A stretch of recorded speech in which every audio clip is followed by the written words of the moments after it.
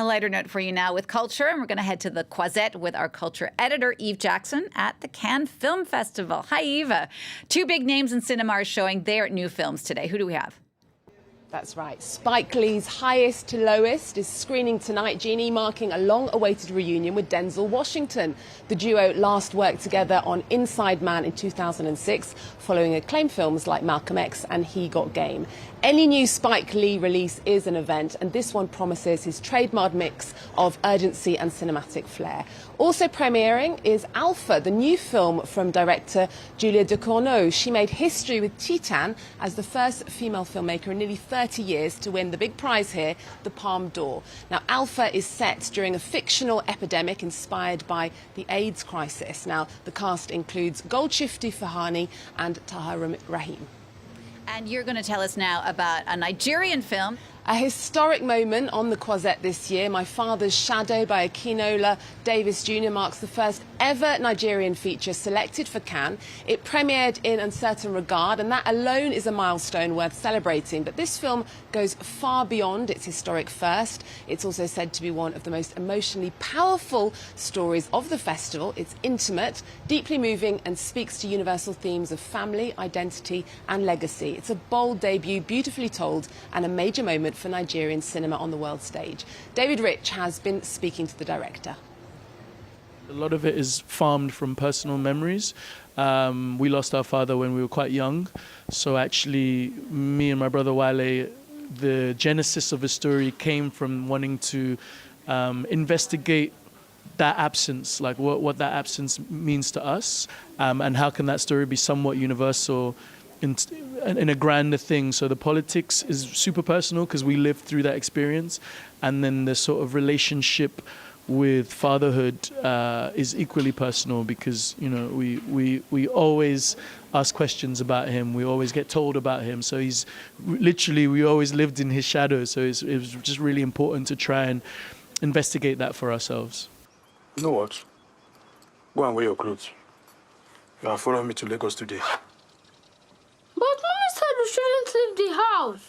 That we should wait for her. And why don't you stay and wait for her? You can tell her I went with Daddy to Lagos, but she puts you in charge. Hopefully, your mommy comes back before we go. But otherwise, we just have to leave a message for her. Go now.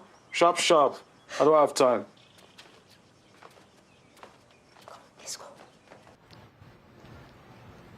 There you go. My Father's Shadow is definitely one to watch here at the Cannes Film Festival, the first Nigerian film ever to be shown in selection. Eve, we've seen more and more adaptations of video games over the years onto the screen. And there in Cannes, there's an independent video game released in 2023 that's become a huge hit with gamers the world over. That's been adapted. Tell us a bit more about that.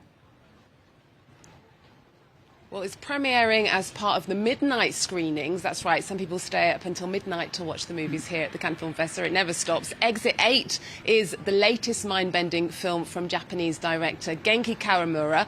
It's adapted from a viral video game that became a global phenomenon. Now, in this psychological horror, a man finds himself trapped in an endless subway corridor trying to find his way out. It's not for the faint-hearted, as you'll see in this report from Renaud Lefort.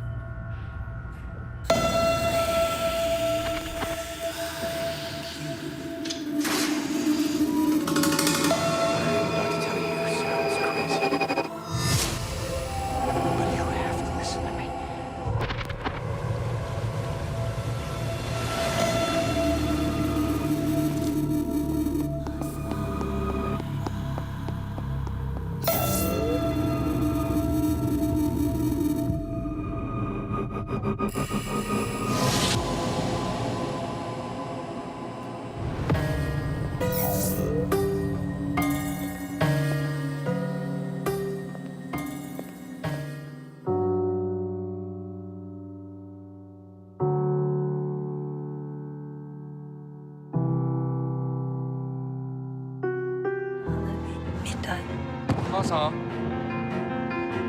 母さんあの時さなんで俺を置いていったの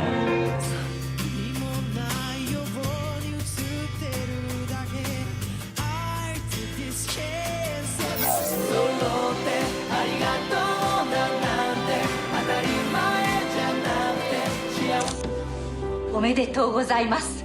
召集令状です。ありがとうございます。お国のため精一杯ご奉公してまいります。地獄、ここから絶対待っている。